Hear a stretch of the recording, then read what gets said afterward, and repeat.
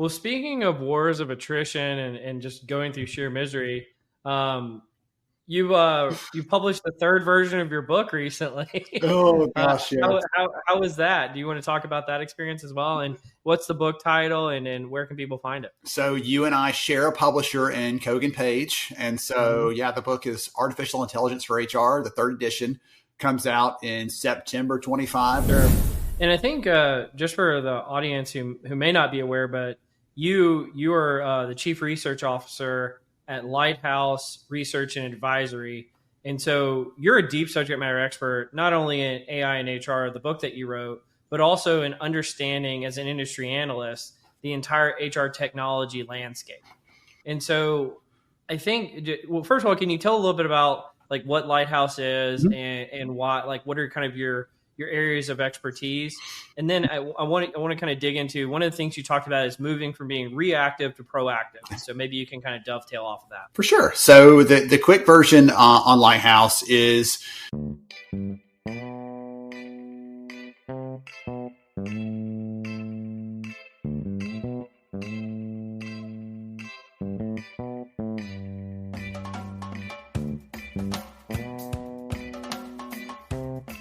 Welcome to Directionally Correct, a people analytics podcast with Cole and Scott, and today's guest, Ben Eubanks, Chief Research Officer at Lighthouse Research and Advisory and author of Artificial Intelligence in HR.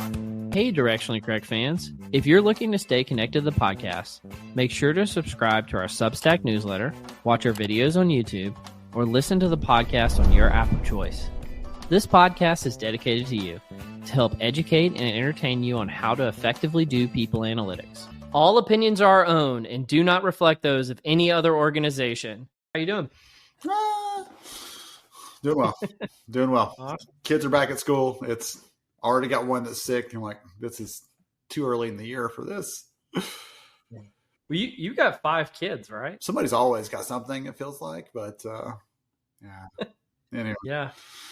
Well, what's it like having 5 kids? And I think you said you've adopted all of them, right? So 3 of them are adopted, 1 out of foster care, 2 were adopted privately at birth, and 2 the good old fashioned way, my wife likes to say. So it's an adventure for sure. So is that 7? No. 7? Did I do the math wrong? So we have, I don't know. I'm doing the math. there's 5 total. Let's clarify. 5 There are 5 children that I'm aware of. Okay. And 2 of those were adopted. There are 15-year-olds. So I just took them to get a permit test this week. So I am slightly terrified by that. We have a 10 and an 8-year-old that are biological. And then we have a 3-year-old we just adopted out of foster care. So that's 5 total. Come on. We should be able to do this, Cole, as far as math. Yeah. I mean, you'd think I'd be good at math, but I guess let's see if the data proves us otherwise. But was that like a personal like belief, or was that like is there a backstory there? So my wife likes to say that when we were dating, we actually met in high school. And so we were dating, talking about our future. And she said, I think I want 2 kids. I wanted 3 kids. And so we settled on 5. So, I mean, the math does seem to work in that sort of case. Well, yeah, there you go. Well, good for you, man. That's really awesome. And I hear you're also a big runner. Is that true? That is my thing. I've been a runner longer than I've been anything else. So I've been running since I was in high school, and then ran my first ultramarathon in 2007. And that was an experience. Did not prepare enough for that. My wife is pushing me in a shopping cart in Walmart because I can't walk after it's over with. So we had to go get some things after the race is over. So she's pushing me through the aisles. Grown man in a shopping cart. That was a great memory there for me. Not so much for her. But last year I did my first 50 mile. And so it's something I love. I love challenging. I love pressing the boundaries to see what's possible. Well, so like, there's so many directions I could go. So 50 miles, is there like a magic to it, or is it just miserable the whole time? Like, what is that like? There are some people that truly look like it's effortless and it's just like floating on the ground, beautiful style, beautiful form all the way through. I lose that at about 7 miles. Then after that, it's just like, I'm just going to do this. And so it becomes mental at one point. It's different for everybody where that shifts over. But for me, I had done 42 a couple years before and had to drop out because of the heat. And I was not prepared for it. So last year I worked hard, was doing everything I could to get ready for it. And again, the last 10 miles was true misery. But again, there are people that did 78 miles, I think was the record last year for someone in that 12-hour span. And so there are people doing all kinds of stuff like that. The thing that people are hear this are like, wow, that's crazy. That's not for me. What I'll tell you is my wife is a normal human. And a couple of years ago, she said, I wonder how far I could go. And that's how I started this. I wonder how far I could go. So I said, get out there and try it. It's a 12-hour event, and they're all over the country, probably all over the world. And she went out there and she walked and ran and stopped at 31 miles. And I'm like, oh, wow, that's crazy. And she's not a crazy runner. She doesn't do all those things, but she just said, I'm just going to see how far I can go and press the boundaries and what's possible. And she's like, did I really do that? Yeah, I was there. I remember. Yeah, well, I mean, that's actually more impressive almost than your 50 miler. Yes. Yeah. Yes. Just getting out there and going. You'd be surprised how far you can cover if you just don't stop. Well, speaking of wars of attrition and just going through sheer misery, you published the third version of your book recently. Oh gosh, yeah. How was that? Do you want to talk about that experience as well? And what's the book title and where can people find it? So you and I share a publisher in Kogan Page. And so, the book is Artificial Intelligence for HR. The third edition comes out in September 25. So depending on when you're hearing this, it's either in front of you or behind you. And the book is really a look at how to make work more human through the use of technology. I did not want it to be just all hype. I didn't want it to be just all pro technology. I want it to be about how does this help us get to the meaning, the purpose we have taking this kind of job. I mean, I wanted to be in HR when I was a kid. So I have this heart for serving people. And I didn't want the book to get away from that. So to me, the best way to position it is it's really about how do we create more human experiences at work and use technology as a lever to help make that possible. So this is the third version of the book. What was different in this version versus the prior ones? And I'm going to make a guess it was generative AI, but can you what made this one different? The fun and challenge of doing a traditional publishing route, as you well know from your own journey, is the second you hand that manuscript to somebody, something happens the next day and you're like, that would have been great to include. I mean, it's not even that. It's a 6-month window usually until it's actually out into the wild. And so the second edition manuscript went in right before ChatGPT launched publicly. So in the book, there's like one reference to new GPT models are coming. They're going to be powerful. They're going to be surprising. And that's about all it says. So yes, there were lots of things to incorporate into the third edition around that. More case studies and examples, lots of stories. Some of the things that I thought forward looking, this is possible. This thing's right there within reach. It was really fun to come back to that and say, yes, it was. And here's the story of what it looks like in practice. So for me, it's really a book to try to get more stories and examples out there because I don't know about you, but I go to so many conferences and I hear people talking about, well, here's 10 ChatGPT use cases. And people are like, I'm past that. I want to get to how do I make real change? How do I make work better? How do I really get to some things, not just automating stuff, because that has only so much value, but how do I get to the things that really create new value for our organization, for my department, for our workforce? And so for me, that's my goal with this is to try to get to those stories. And so someone cannot finish that book and not say, there's not really anything good out there. There's not any really value to come from this. Well, give us a taste. How do they do that? How do they move to the next step? Do you have like kind of some like apocryphal example or something like that? Goodness, I want to go in all these different directions. I tell stories about the companies that have automated to the nth degree, and it makes us all get the heebie-jeebies, like horrified by that. A story about a big, large e-commerce company, we'll call it, that automated its entire hiring process for one of its roles, so that if you apply for it, Cole, it would look at your resume. Hey, Cole, spent 2 years at Google, got a bachelor's in engineering, preliminary qualified. Hey, Cole, take this assessment. Let's see how good you really are. You pass the assessment, and it sends you a job offer at the current market rate without you ever talking to a hiring manager, interacting with a recruiter, or anything else. And when I share that example in front of an audience of HR people, there you can hear everybody's horrified by that. And when you ask why, to go a little layer deeper, it's like Where's the human in this? I wouldn't want to work for a company that did that to me. How do we know the person has values that align with what we're trying to accomplish? You get all these really interesting nuances. And so for me, it helps me to remember that there are some really great areas where we can absolutely automate the heck out of it and not lose any real value of the human connection. But there are other things we cannot. When it comes to the world of people analytics, let's automate early, triage of incoming requests, or being able to pull data from different sources, or some of the sorts of things that the technology has gotten better to do. But it's probably never going to do as great of a job as a Cole could or a Ben could at showing up at a leadership meeting and pitching that idea and wrapping it in a story and connecting the things that matter there. AI can't do that as well as we can, at least right now. And even when it can, you still want to hear and be influenced by somebody else. So there's so much fun covering this as it's evolving and changing. After that book was my first one that came out in 2018. I was like, the next book is not going to be about technology because I don't want to keep updating it every 15 minutes. So I learned that lesson, but it's really been fun to see that evolution over time. Well, tell me this, and I know we're kind of going rogue here, but the example you use made me think of the recent Workday lawsuit. Does that have any kind of play into what you're mentioning here? So that one, the Workday lawsuit, for anybody that does not know, is this applicant created a class action saying that they were turned down for jobs they were applying through the Workday ATS. And so they are suing Workday because they think the AI is discriminating.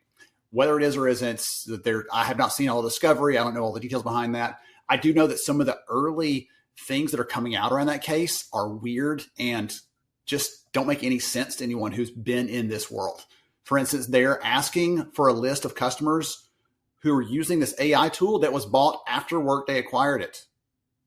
Mm-hmm. So it's weird. Anyway, I might have said that backwards. Who used this tool and then Workday acquired the company later. So it's doesn't make any sense to even try to explain why that is. But all the pieces around that, do I care for candidates that are getting turned down? Yes. Do I care especially for those who are getting turned down for reasons that are discriminatory? Absolutely. Are the ATSs set up to do that? Not really. No, they're looking at knockout questions. And if you don't meet these certain criteria, there's a lot of candidates out there. Like, there are things that are perfectly legit people get knocked out for. And today you can go and spend 2 minutes on LinkedIn and see a dozen people that are frustrated about not getting through the clutter, not getting through the algorithms, if you want to call them that. And it's just a hard market. And so I think that's a symptom of that partially. And again, I wish I could see behind the scenes on some of this stuff, because I could make some more judgments about what is really happening, what's real, and what's just a shot at a big company that's making a lot of money. I don't know how to weigh that out, from the outside. Sure. And I think just for the audience who may not be aware, but you are the chief research officer at Lighthouse Research and Advisory. And so you're a deep subject matter expert, not only in AI and HR, the book that you wrote, but also in understanding, as an industry analyst, the entire HR technology landscape. And so I think, well, first of all, can you tell a little bit about like what Lighthouse is, mm-hmm. and why, like, what are kind of your areas of expertise? And then I want to kind of dig into one of the things you talked about is moving from being reactive to proactive. And so maybe you can kind of dovetail off of that. For sure. So the quick version on Lighthouse is there are lots of analysts in the HR tech industry. Everybody knows some of the big ones that are out there, but we are just focused on that HR spectrum. So from hiring to benefits to learning development, talent management, comp, doing a big study on comp right now that's got me, worn out, but also excited in a nerdy way. So we cover all those sorts of things on the technology side. Who provides it? What are the differentiators? What are the technologies that are doing creative things? Who is saying a lot and not doing very much? So we get to see all the behind the scenes on that and then share those things out. The other part, though, is we do research surveys with workers, with candidates, with employers, and try to understand what's happening on the trend side in the market and share that data back with other leaders like many of you listening in here. They're trying to figure out what should we be doing? What should our priorities be? How are other companies figuring this out? And so for me, when I was an HR leader myself working in that field, I didn't have a budget for research. I didn't have I didn't know how to get to these answers. And so I've made it a goal to try to expand that and share that as widely as possible. Companies large and small, anyone on the team can find something of value in there, really written in a down to earth sort of way, not ivory tower looking down our nose at you, telling you you're doing it wrong and give us a lot of money, we'll fix it for you. Like that's not our approach and our model generally. So that's some of Lighthouse and what we do. As you mentioned, that one of my big themes this year for me is moving from reactive to proactive. I had this problem, and everybody that I've ever met that's working in this field has the problem of we often get caught in just reacting to stuff that comes in. It's how work is like designed almost, it feels like. There's always some fire to put out. And some of us have actually used that phrase this week even. Hey, I'm putting out a lot of fires, like it's a badge of honor. And I would challenge anyone who says that should not be something you celebrate, right? Sure, the fire's out, great, let's celebrate that part, but let's not celebrate the act of doing that, because that means you're always just reacting, responding, and not planning and being thoughtful and being careful about how you're spending your time. There's a gentleman that I follow in the industry, and he's like, you have a limited amount of time, money, and attention. And that applies to all of us. And if you're spending all of your attention or all of your time on things that are just popping up and not all those things that really need to get done and we can't quite get there, then we're missing out on the chance to have probably our best and biggest impact on the people around us and on the business. Yeah. Back when I was leading functions internally, I had a rule called no diving catches. And what it means is a lot of times people will make like work extreme overtime, do something, make something amazing in like the last minute and so they make a diving catch at work. Right. And I would always say it's like a lot of people reward the diving catch when I say that is a reflection of poor planning, bad processes, and not being proactive enough. And so in my mind, no diving catches is like a really good policy to have if you're in this space. I'm writing that one down. I'm literally writing it down right now. No diving catches. I love the idea there. There's a great book called Upstream. Have you read it? Mm-mm. Oh my goodness. So it actually talks about this problem where if Cole shows up and saves the day, everybody's applauding, everybody's celebrating, everybody is so grateful for that save that they forget that Cole should have done this one thing 6 months ago. Sorry to put you on the spot. 6 months ago, Cole would have done this thing was this big. It would have just not been a problem at all. But because he didn't, he delayed, it became this big thing to have to save at the end. And the book is all about these examples of that and in life, in our world of social around us, everything else. And so one of the examples is, do we have a police force that is chasing people down and always trying to catch them and always doing things? Or do we just park a police car at this intersection where people are always driving through a little fast to make them more cautious because they see the police car there?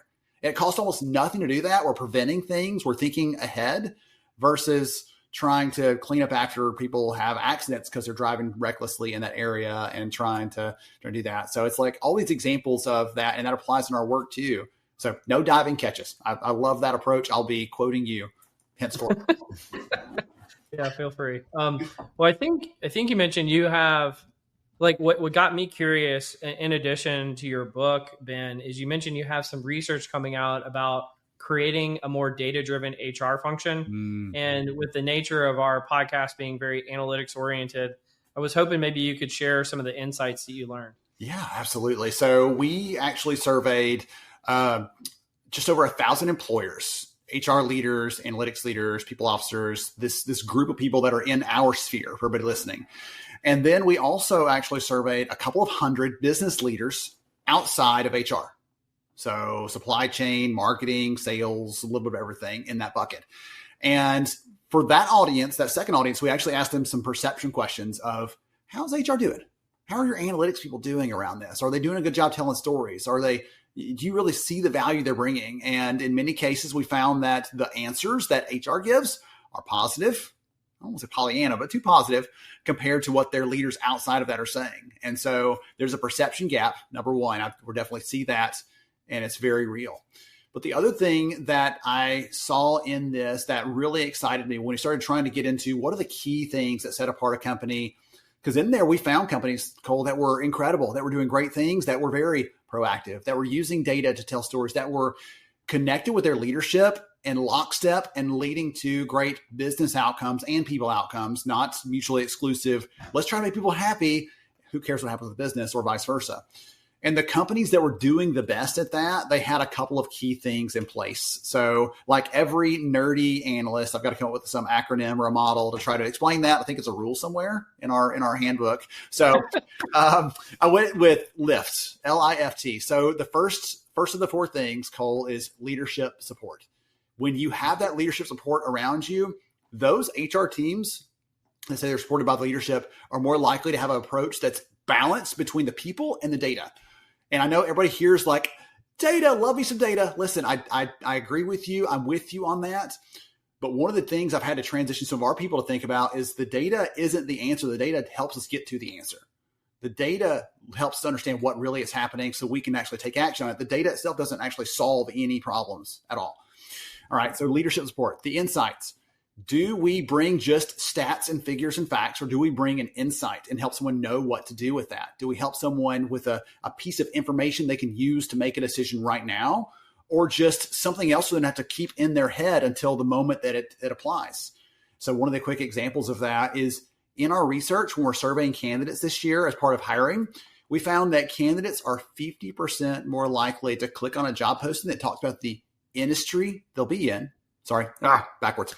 50% more likely to click on a job posting that talks about the impact they'll have over the industry they're in. Okay. That is an insight that tells us something we need to go do. If my job ads and postings don't talk about the impact they'll have, I am missing out on candidate interest. So that's an insight versus saying, oh, we looked at these two things and this was 50% higher. Stop. No, let's actually know what to do. Number 3 on that, F, is frame the narrative. Are we wrapping this in a story that makes sense, that's compelling, that touches on those things that our leaders care about? Because if we're just talking in all of our HR terms, even in terms of things like retention and turnover that do matter to the business leaders, we're missing out. One of the stats that blew me away, that stunned me in this, was when we found teams that said, yeah, we're not really good at telling stories of data. We're not quite there where we need to be. Those teams, we asked them what they share with leadership, were much more likely to be using turnover as their primary and only metric in many cases. They would give up everything else and just say turnover. It's like when you're a hammer, everything looks like a nail. Every problem looks like a nail. And that's sort of what it is. When you can't tell a story, you just fall back on this comfortable, well, people will leave, instead of telling something else that's more compelling. And the last piece is technology.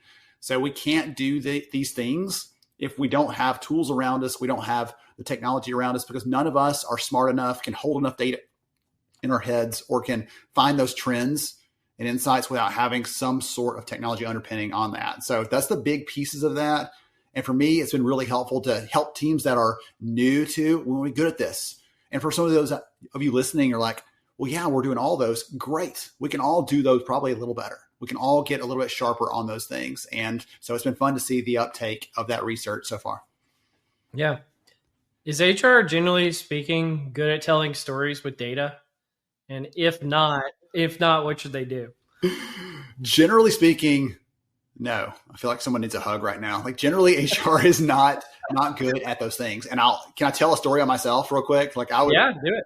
So the first HR job I ever had, I was the new person on the team, bottom rung on the ladder. I got all the jobs nobody else wanted. So it was my job to process new hires and terminations. We had about 700 employees, 50% turnover a year.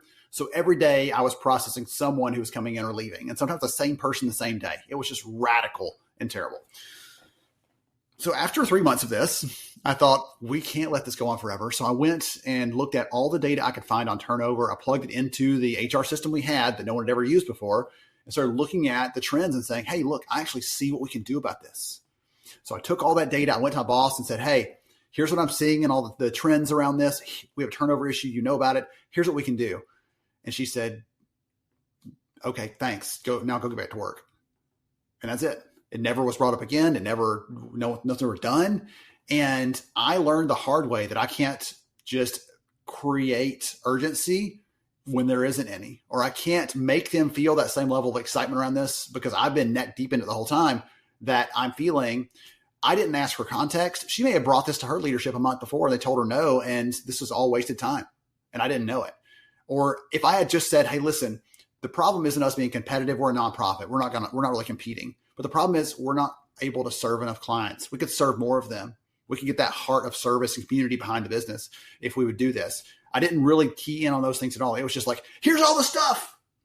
And she didn't care, or she didn't respond to it in the way that I thought she would. So I learned the hard way that if you don't tell the story well, it's not going to work out. It's not going to lead to the outcomes you're looking for. And you're going to end up frustrated ultimately. Well, first of all, well done at like using data as like a generic HR person. Like that is so uncommon.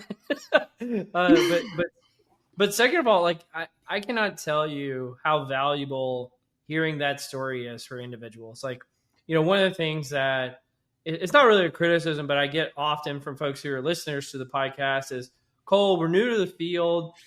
Can you guys give us more advice? I'm like, yeah, we've given advice like 100 times on the podcast. Like, do we have to do it every week? But like, I feel like the advice you just gave is so good for somebody who's new to doing this effectively.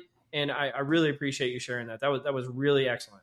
Well, absolutely. Again, if I've done it wrong and I can help someone else not do it wrong, I am all for sharing those stories. Half of the things I share on it when I'm speaking on a stage are like, I've screwed this up royally. Please don't follow my footsteps on that. Like, do it better. You can do it.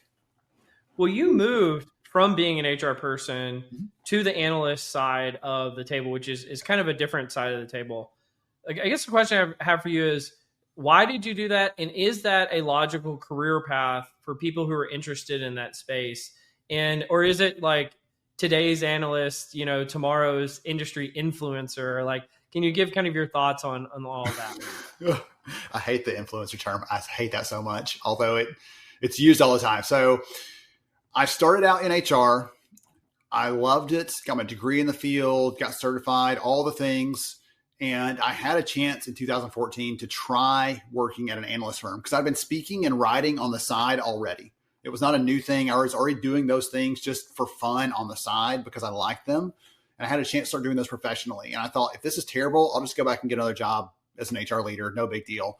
And I ended up loving the work. I love the team, didn't love the company. So I moved on from there. But the team and the work that I got to do, it stunned me that how many, and honestly, many people who work in people analytics are going to feel this, are going to get this. But in HR generally, or in talent or in learning, when someone says, man, that's a problem we have, I wonder what the answer is.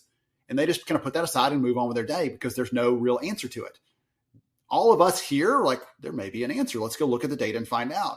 And for me, I got to start doing that broadly. So instead of just helping the 100, 200, 300 employees who are under my care as an HR leader, I got to do that for potentially millions of employees if I could help their leaders influence them through the research.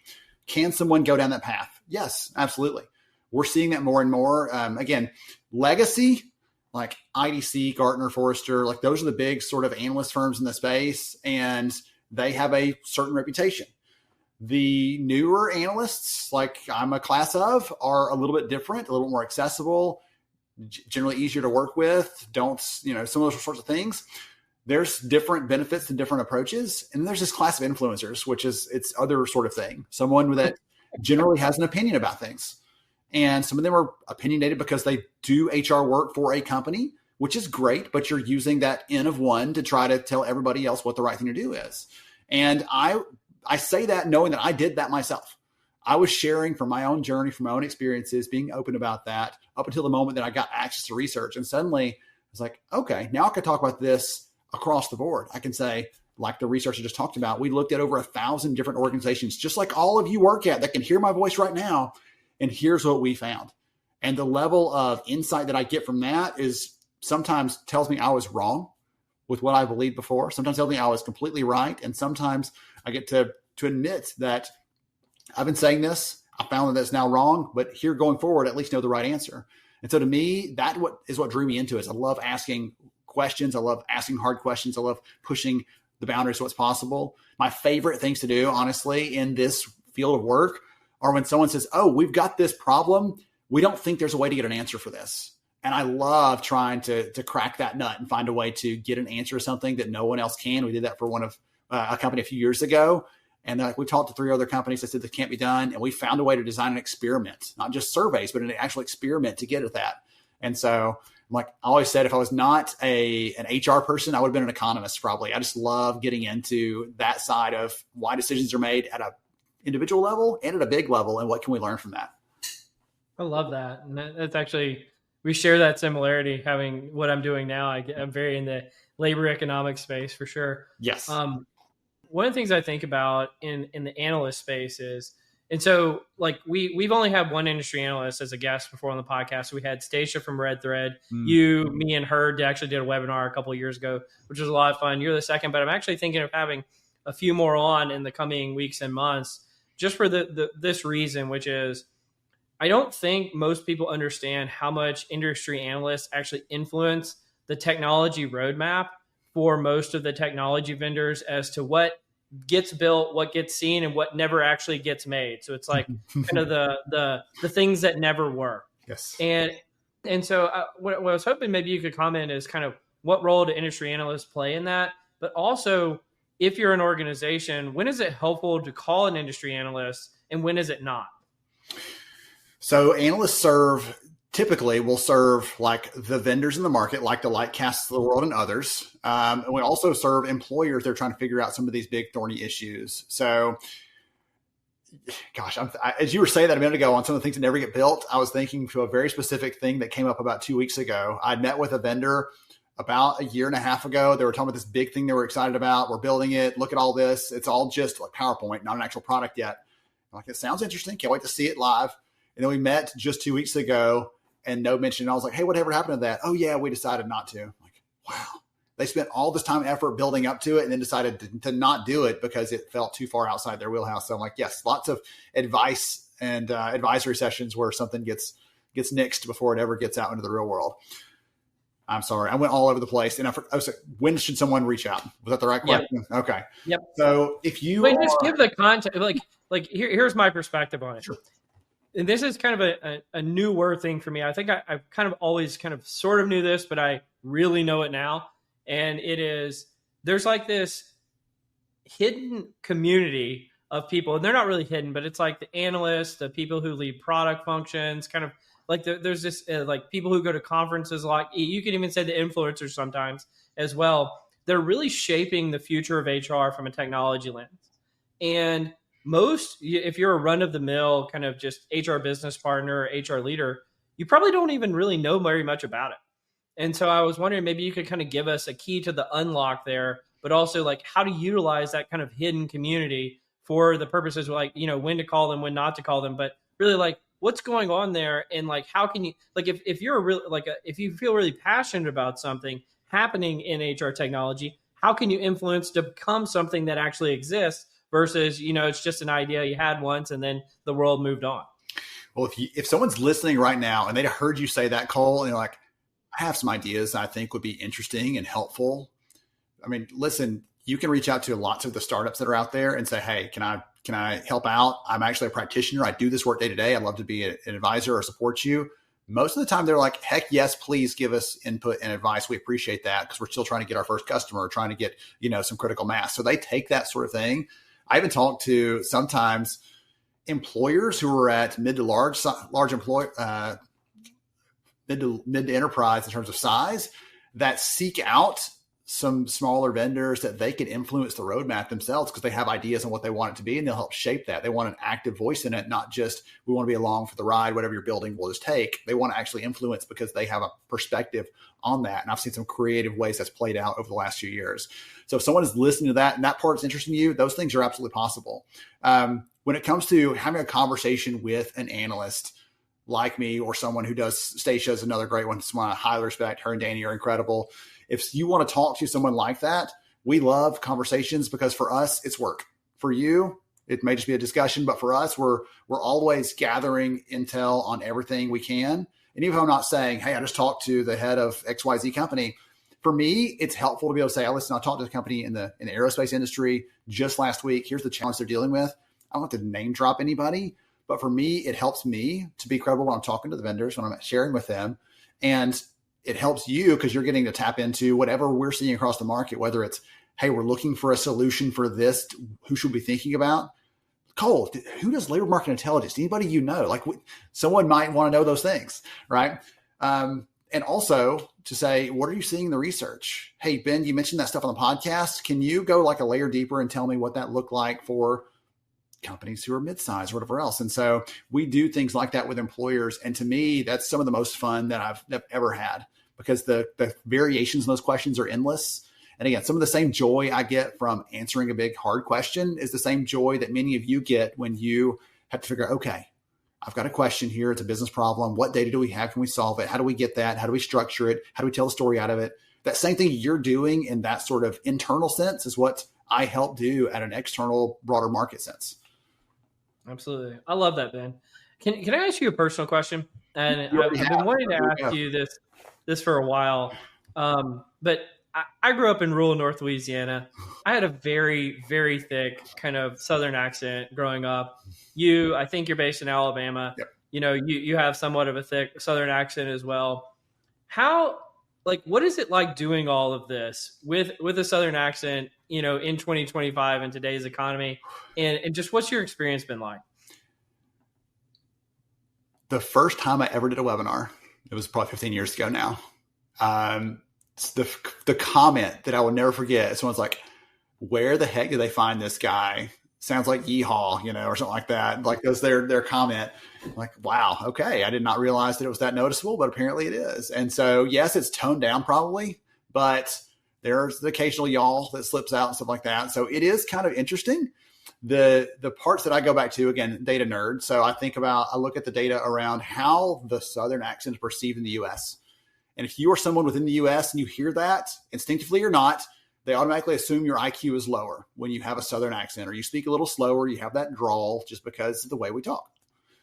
Then you go external. You look at the global scene. And what you find is when they survey people around the world about American accents, the Southern accent's the sexiest. And so, I've got to give a trade-off there, Cole, of which one do I want to be? Do I want to be smart, or do I want to be, appealing in some way? And so I think I'll probably make it out, but it is interesting. I do get comments. I do get people asking about that. I've never seen someone say, oh, wow, that Boston accent is so pronounced. Like that's interesting. No one ever says that in meetings with other people. But when I speak, sometimes I'm like, oh, I can tell you're from somewhere down south. I'm like, yeah, sure. That's okay. So it's fun though. To me, I just teach myself sometimes that I grew up in a town of 10,000 people and get to do the work that I do, influencing global organizations every day. It blows me away to think that I have that chance, that opportunity, and that privilege when, again, growing up in Alabama, you don't wear shoes until you're 5 years old. You just run around barefoot everywhere. So that's not necessarily true, everybody who's listening, but yeah, that's funny. I got you with that one. You were flashing back. You're like young Cole there standing barefoot in the picture. No, but, well, it's funny actually for me to have seen the journey of y'all, the word, where when I grew up, like teachers would literally like try to stamp that out of you because to not be seen as uneducated, but then it became like this term that's like gender inclusive. Yes. And so now like I see somebody in San Francisco or New York City be saying y'all, and I'm like, this seems so forced. And whereas like I can't even say it anymore, because like I get like bad memories of childhood. You trained it out of yourself. Yes. Someone's telling you no. So it's very funny to see that, but I really appreciate you sharing that, Ben. You want to join me in Cole's Corner? Let's make it happen. Welcome to Cole's Corner. All right. So the first, let's do some rapid fire. The first question I have for you, and again, we've never talked about this, so I don't know, but I'm just going to make a guess. Oh, let's go. You're based in Alabama. What is the best SEC football team and why? We are football agnostic as a family, which has probably saved us more friendships than it's cost us over the years. I think technically I have to say Alabama, but we don't have a dog in that fight.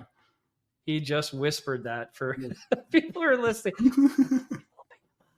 All right. So you're not an Auburn guy. That's good to know. I didn't say that. Listen, my mom's from Ohio. My dad's from Tennessee. So if I say Buckeyes or Vols, I get, my car's going to end up with a broken windshield. So I just don't say anything and I'm safe. All right. What's the place you've never been to that you most like to go and why? Oh my goodness. Probably Italy. I've heard some cool stuff. There was an analyst event happening there a few years ago for one of the vendors, and it just conflicted with something else that I had going on, and I couldn't quite get there. And I was like, they'll do it again. Nope.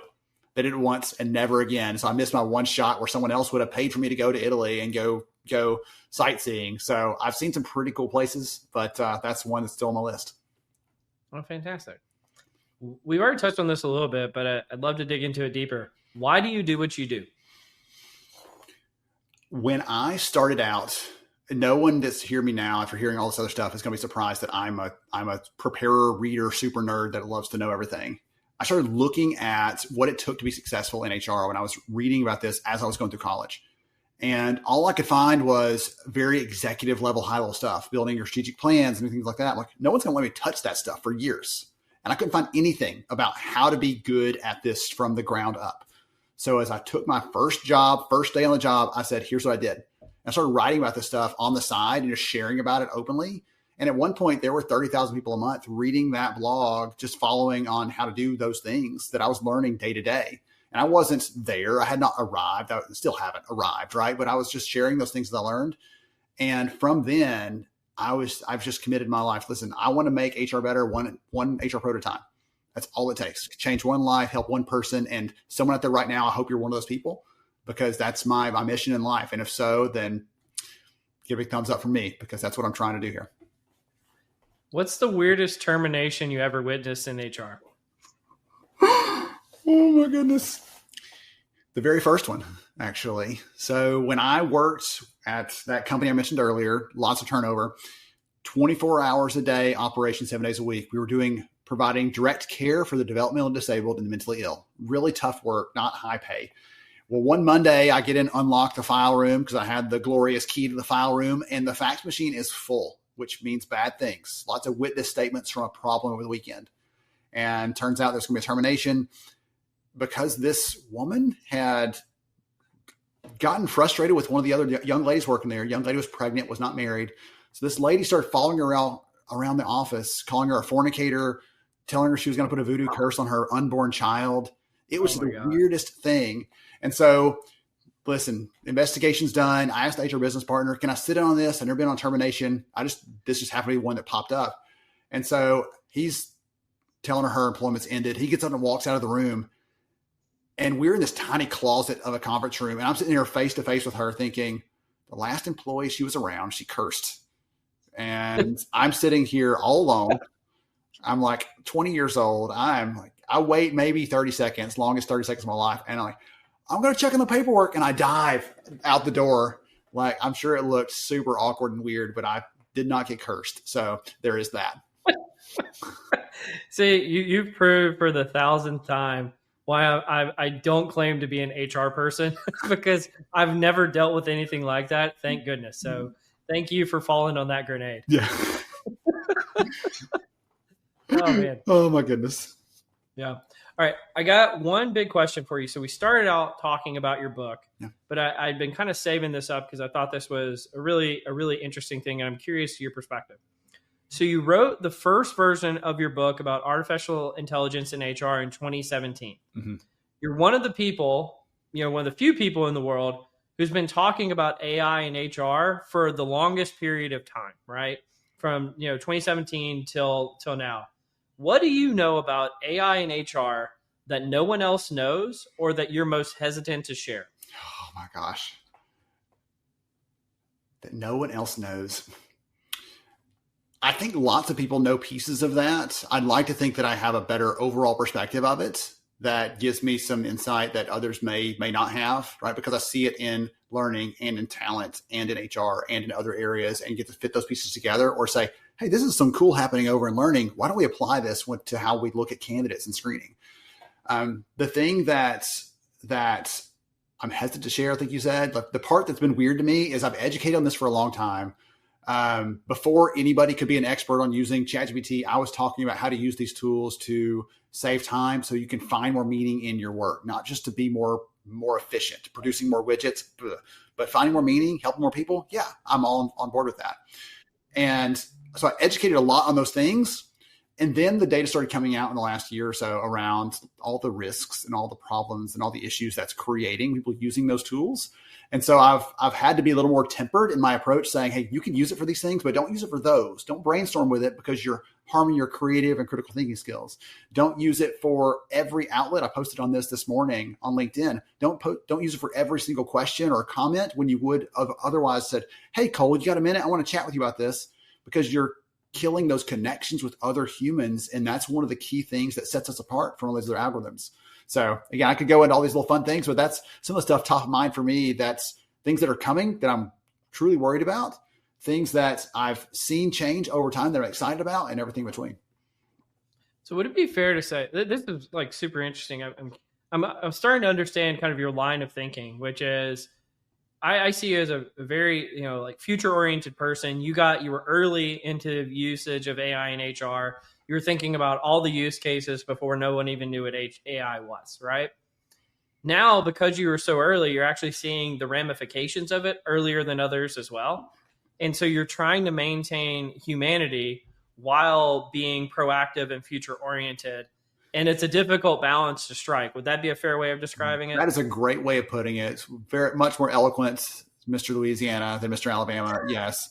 But really, it is that. The hard part for me is, and for you too, right? You're in a lot of these conversations about what's coming, what's next. You're seeing the front end of things that y'all are building at Lightcast, for example, on the data side. And for us, we're like, we've been talking about this forever. And for some people, it's the first time to hear about it and see it. And so how do I balance that? Someone's new to this with, hey, for those of you who are already really entrenched in it, I've got to give you some other things to think about. And to me, that's the hardest part of sharing this stuff with an audience is some people are hearing this and like, well, I did this crazy thing that you'll never even believe. I'm like, yeah, there's some pretty cool stuff out there like that. But also I'm like, well, I've got to be careful about these things are causing real problems and some people don't know it yet. And again, I feel like I'm sort of responsible. I've been helping people do this for a while. So I'm trying to find the right balance to make that work. No, I love that.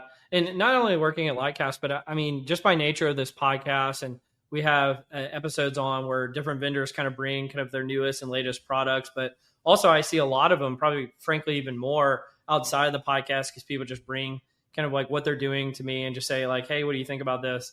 And what's super interesting, and this is why I asked you the question earlier about being an industry analyst and seeing what gets built and trying to shape the future, but also seeing what doesn't get built, is I'm always trying to be like, when I'm giving folks advice, I'm always trying to give them the advice about like maximizing gain without minimizing harm. Right. Mm-hmm. And so can you do something that kind of keeps humans relevant, frankly? Like, hey, like this is kind of tongue in cheek, but I always use this as the first example. If like, a firm's trying to build an AI tool, is the first use case they should go after like automation, or is it trying to read our minds? Right. And it's like, and everybody always wants to skip to the sci-fi examples of, let's let it read our minds and do everything for us and replace humans. Like, humans aren't necessary, right? They're just an antiquated, jumble of DNA that's no longer relevant when you've got AI. Or we could use it to make work more human. And it's like, why don't we focus people and try to channel the energy towards the making work more human and less so on reading our minds? Well, I don't want anyone else to steal that line, but that's the approach that I've taken, and why I think when I speak on this topic, either at a conference or I was out at a company in California a few weeks ago, they had their global HR team come in, all 50 of them from around the world. And we talked about these use cases for AI. And they said specifically, we want people to finish this informed, but also excited about what's possible. We don't want them to be terrified. We don't want them to be like put to sleep. And so striking that balance is hard because you've got to talk about technology and data and evidence and everything else. And at the same time, what's possible? What's our hope for the future? The automation example you just gave there, one of the things I love talking about, I used to have this slide in there that showed that human creativity, the little carrot right out is greater than automation. Because I went back and looked at this experiment, this piece of research that was done by a gentleman, Dennis Stouffer, a few years ago. And he surveyed company founders with he actually gave them a test on innovativeness or creativity. And what he found was you'd see the normal distribution curve of those scores on that test. Some people are not very creative. Some are super creative, and lots of them in the middle. And then he looked at the value those companies created in terms of jobs created, in terms of profit and revenue. And what you found is there was a linear curve there for people. The higher your score, the more you created in terms of value. Again, not just revenue, but jobs created for people. What was wild is that final 5 to 10%, it was hockey stick off the charts in terms of the value those companies created. And so human creativity can do some amazing things. And what there's this weird problem where people think, oh, AI is super creative. Look, it created a song like Taylor Swift style about people analytics. Look how cool it is. That's not creative. It's just pulling from a pattern. It's giving you an answer based on something that's already out there. It's not generating something net new and creative that wasn't there before or wasn't drawn from something else. And we as humans can do that sort of thing. We can have that spark of creativity, dream up something that's never been done, and go and do that. And AI can't do it in the same sort of way. And that's one of the things that's been weird, where people think AI is creative and it's not. So to your point on that, should we just automate stuff, or should we do other things that actually add real value? Let's automate some things and use that freed up time to go add some new value. Absolutely. I love that. And I love the research example as well. I think that's a good lead into the what I'm reading section of this, where we cover some research articles. So let me pull up my screen. So the first one we've got today is from the Journal of Business Psychology, The Effect of Adaptive Organizational Culture on Long-Term Survival, by a few authors, but one of them is Nikki Blacksmith. So she posted about it on LinkedIn. So the research was conducted in 2016, but she's talking about how adaptive organizational culture is so relevant with the seismic shifts that are going on with artificial intelligence right now. And so she gives a few prescriptions here about how to develop an adaptive culture. So develop your team's adaptability skills, including resilience, uncertainty tolerance, and problem solving. Cultivate a mindset of continuous learning and curiosity, and recognize and prioritize that your people are the core of adaptive mechanisms. So what did you get a look at this one, Ben, and what did you think about it? Oh, this was the nerdiest one of the three, Cole, honestly. Out of a journal. What's fun to me is this ties right in with the last chapter in the book on AI. I know the publisher wants me to keep talking about it, but I'm talking about it because it's relevant, not because they said to. The last chapter in that book talks about the human skills of work, and several of them popped out in that post that she made about that article, about the key pieces there, like being resilient, adaptability, curiosity. Those are key things that set great humans apart from the rest. Always have, always will. And in a world with more AI and automation in it, those are the things that set us apart from all those other sorts of tools that are entering the workplace. And so for organizations to succeed and thrive long-term, I think all of us would agree, yes, having curious, having adaptable, that's one of those things where yes, of course we know that, we agree with that. It's good to have data to back that up and to prove it out, because those leaders that are just saying, no, it's just results, it's just this quarter, it's just this thing, all that stuff that's not outlined in what the research covers, it gives you something to fight back against. Say, yeah, but we probably shouldn't shortcut this, because we'll do great numbers this year, and then 10 years from now, no one will remember who we are. Absolutely. I love that. And well, you said that was nerdy. I got even more nerdy for you. So I've got another journal article. So this is in the Journal of International Selection and Assessment, recently published very recent in May of 2025 by Lewis Hickman and a few others. I met Lewis at PsyOp, I think a year or two ago. Maybe try to get him on the podcast. So any of you out there know Lewis, tell him to reach out to me. But the journal article is called "Can Interviewees Fake Out AI? Comparing the susceptibility and mechanisms of faking across self-reports, human interview ratings, and AI ratings." So essentially from a design standpoint, they were having, I think it's about 150 participants go through kind of like a simulated interview where they were ranked by themselves, by human raters, and by AI raters. And kind of the net of it was, and they did two conditions where the participants just kind of tried to be themselves, and then in the other they tried to fake out the interviewers to presumably be better than they really were. And one of the things that they found is the biggest difference in terms of did the faking work was on themselves. So the self-reported improvement was huge. Like they're like, yes, I'm so good at faking out the interviewers. What they found is there were really very little differences between the AI interview ratings and the structured human ratings. And so I guess the story here is not only are the interviewees not faking out the AI, but they're not faking out the humans either. And so I thought this one was neat. But what did you think about this research, Ben? So I was looking at it. It's funny you went across this whole thing. I went right to the AI stuff because that's where I'm most curious, and I've seen some of the technologies built to do that kind of thing, and so I wanted to understand it through that lens.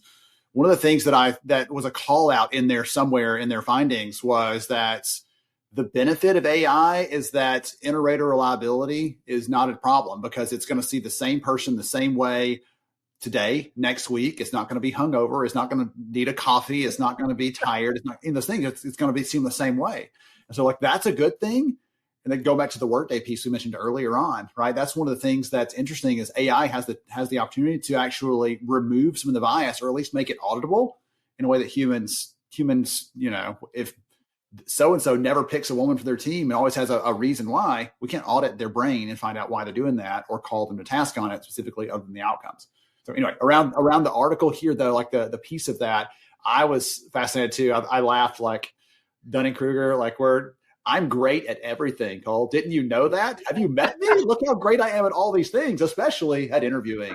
And that what stood out to me. And there are some pretty wild AI tools out there that are really great. There's a whole class of them that have built, Cole, just to catch people who are faking at interviews, essentially. So it's been wild to see. Well, the interesting part here, I may have not really misrepresented, but I'll just give a little bit more information. You can fake out the AI and the interviewer ratings. It's just a lot less. Yeah. And the interesting part to me is they're not that different from one another, but you can fake out humans a little bit more than you can fake out the AI.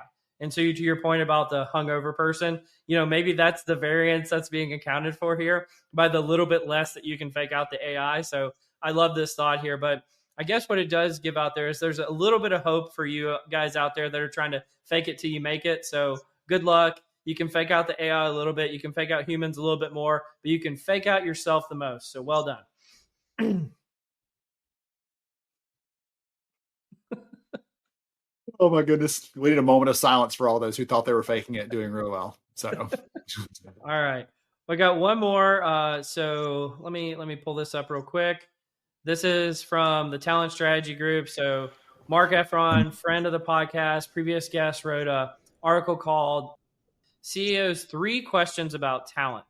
And so their viewpoint, just to kind of distill it down, is if you really were to go across and ask all the CEOs, what are the things that they actually care about with talent? It boils down to these 3 questions, which is, what is our 3-year plan to win through talent? How will we build a deep bench of high-performing talent? And what capabilities do we need to achieve our strategy, right? And so the first question I have for you on this one, and then I'll give kind of my thoughts on it, Ben, is from your experience being an HR person and being an industry analyst, do you think that these are the questions that HR are prioritizing the answer to most? And if so, why? If not, what are they prioritizing in its place? I actually was with a group, a healthcare organization in Montreal not too long ago, and they had me come and speak with their team about hiring, retention, the data around that, some of the challenges around talent scarcity in their market for certain skills.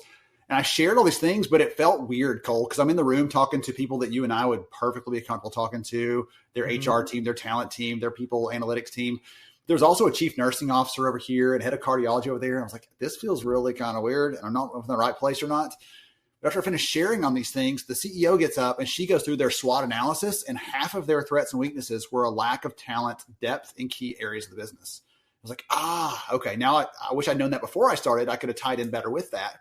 But that just showed me that leader, that's on their key set of priorities. And that's why I had a chance to come and speak alongside them to bring an external perspective from the research on here's some ways to solve for this stuff because it was a priority for that leader. Do I think most HR leaders are ready to ask those 3 questions and ready to actually act on whatever they hear back? I would say there's plenty of them that would struggle. Maybe I could get to 1, maybe 2, but to say, what's the plan around this and how we're going to use this to succeed as a business in the coming year or 2, like that's probably a struggle for many of them. And part of that comes back to what we talked about earlier around telling the story, understanding the business, knowing how that alignment works, being in lockstep versus in HR land over here, talking about engagement like it's the whatever, like the best things at sliced bread. The other part is we don't always understand when our leaders say competitiveness, when they say agility, when they say risk management. They may be talking about something that we can do, something we can touch, something we can influence. but they're not saying it in HR speak. And so we don't pick up on that cue. We miss a chance to really step up and create some value. Yeah. I think my issue with this is, and you've kind of touched on it, is HR has like HR speak for everything. Like they like take a concept that's really relevant to the business and they HR speakify it. And then they make it to where it's like business leaders actually do care about the subject, but they don't care about it any longer because they HR kind of changed the meaning of it. Yes. And so here's an example that I would give. So the question I think you would start out if you're CEO is, what capabilities do we need to achieve our strategy? Mm-hmm. Where HR translates that and says, skills are the future, or, like all this other kind of stuff. And they're saying the same thing, but in two completely different ways. And therefore they lose the connection to the business. Mm-hmm. And so what the business really cares about is they put forward a strategy. Presumably the strategy is to change the course of the business. And then HR comes back to them and says, we're going to do the same thing we've always done. And it's like, yeah, but our business strategy is completely changing. We need our HR strategy to adjust course, specifically in what capabilities that you're building that are different than what we have today, right? So that's number one. Number two is, how will we build a deep bench of high-performing talent?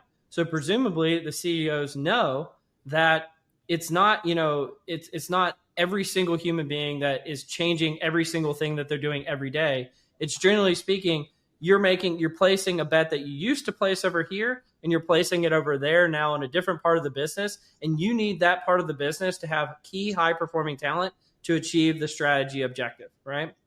And then to build on that is, what is our 3-year plan to win through talent?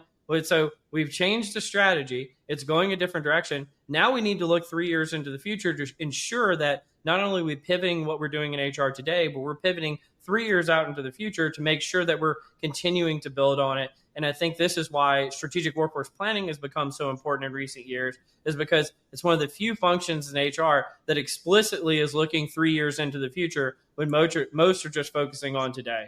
So I know that that's my commentary on it, but any of that you would endorse, Ben? I was going to actually ask you a follow-up on that. So for the people listening here who are thinking about all the data and all the things they can put their hands on, if HR is not asking the right question about what's coming, what's in the future, what's next, or how to align with the business, how much is it dependent on them saying, hey, I know you're not asking for this, but we think this is actually what the leadership needs to see? Like, is it likely to ever succeed if they're bringing that and trying to push a rope like that old saying, or they have to wait till the question is asked by HR? Can they influence them in some way to ask that in the right way so that the people here who are like, I've got the data, just please ask the question. I'd love to give it to you. I'm trying to ask that. No, I get what you're saying. You're moving from like a push to a pull. Yeah. Right? Is it possible to do that with some of these, like you're talking about the 3-year plan or 2-year plan? Like, well, one of the things this kind of answer your question, but kind of not, but I think you'll see how it makes sense is one of the things I always said is the head of people analytics is presumably the CHRO's best friend. And the reason why is because no other function in HR actually looks at things from the same vantage point as the CHRO and the CEO. Every other function kind of has their vertical and they look within their walls and they say, if you're a talent acquisition person, everything can be improved through talent acquisition. If you're a learning person, everything can be improved through learning. But nobody's looking at the collective other than CHRO, other than the CEO, and other than the head of people analytics. And so what I've found is once the CHRO and the CEO are aware that this kind of capability of looking at things through this vantage point exists, it quickly moves from being a push to a pull.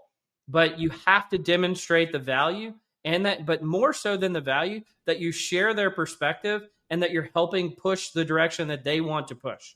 And so if you can demonstrate that, that becomes the most key variable. And I think that's where, again, like functions like talent acquisition, like learning, like other functions often struggle when they get in the room with the CEO, is because they're only looking through their kind of myopic viewpoint instead of the holistic viewpoint in which the CEO or the C-suite is thinking about.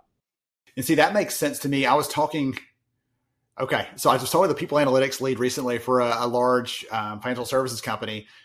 And what you said just made this so relevant. So he was saying, hey, listen, we're getting pushed to use AI in our HR function. I'm the sort of tech nerd, so they asked me to be the lead on this. And so I'm trying to figure this out. He said, we're getting a lot of pressure to do this around our employee service delivery. like answering questions, FAQs, service tickets, all that stuff.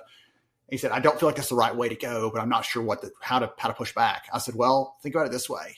When was the last time do you think someone had a board meeting and HR stands up and says, listen, you'll be so proud to know that employee service queries are now being answered 70% faster. Like no one's ever said that ever. So, but if you walked in and said, listen, hey, last quarter we talked about this new strategy, this new competitive line of business you're hoping to launch, and y'all are curious about if we have the right talent. I've actually done the analysis. We have about 40% of the talent we need to do that. We can upskill 20% of our existing people to fit other goals, and we need to hire for the rest of that. But whenever you're ready to let me know, we think it's going to take about 6 months to get fully ramped up. To share that using skills analysis, AI tools, everything else, to share that sort of thing, suddenly as you and I talked about a couple times in this conversation, that's a conversation they're like, ooh, this is possible. And it's because of what they just shared, not how do I get this done with HR being a blocker, being in the way, or being clueless in this conversation. So that to me was an interesting tie-in to what you're saying there. Well, yes, he did like that sense of seeing it through the business lens is why he felt like this wasn't the right way to go. And when I said that, he's like, of course, yes. I love that. That's a super. It's a great example, Ben. I think that kind of it shows the value of kind of what you were saying earlier about being an industry analyst. You get to talk to resources in different parts of the parts of HR, but different industries and different things like that, and they allow you to have that kind of comprehensive perspective so you can drop nuggets like you just dropped here on the podcast. So thank you so much. Dropping nuggets. That's what I'm known for. Dropping nuggets, bare feet, all the good things. Bare feet. If I'm not barefoot at the next conference, someone's going to feel let down. Thank you, Cole, for starting that whole thing. Well, Ben, you've been a fantastic guest to have on the podcast. If people haven't already, clicked the buy button on Amazon for your book, definitely go do that. But can you tell people, where can they find you? Where can they find Lighthouse? Where can they find your book? Anything to kind of promote you being here on the podcast? Yeah, absolutely. So the book comes out, as I mentioned, in September 25. So you can pre-order that one. It will be out very, very soon. It is available on Amazon, Artificial Intelligence for HR, 3rd edition. And if you've enjoyed the conversation today, the book is written like I speak. It was actually a pushback against some academic preferences from the publisher. Like, no, it needs to be written in the way people actually like to speak and engage with each other at work. And that's what won out. LHRA.io for Lighthouse Research and Advisory. That's where you can find some of the research we mentioned today in the conversation, some of the things I mentioned around meeting at work and connecting with that for candidates, or the stuff on the data-driven HR function and others. We do a lot of research within that spectrum. And then obviously I'm on LinkedIn, like the known universe. Happy to connect there, Ben Eubanks, and let me know what you heard today that was fun, and I'd love to connect. Yeah. Well, thanks so much for joining us, Ben. You've been listening to Directionally Correct, a People Analytics podcast with Cole and Scott. And today's guest, Ben Eubanks. Thanks for joining us, Ben. I want to say a big thank you to our newest patron of the podcast, Sebastian Antony. Thanks so much for your support. I also want to say a big thank you to some of our other existing patrons of the podcast, because we'll likely be sunsetting the patron program soon. And so I'd like to say a big thank you to our patron level patrons, Shane McKnight, John Catman, Chris Mannion, and previous guests of the podcast, Joy Oliver. Also, we had some longtime supporters of Chifu, Reed Bramble, and previous guests of the podcast, Nicole Lettich. Thank you guys so much. And our one friend of the podcast level supporter, Emily Pelosi, who has her wonderful swag that we sent her. And she is also a previous guest of the podcast. So thank you so much to our patrons of the podcast. Again, likely we'll be sunsetting this soon, but thank you guys so much for what you've done over the years.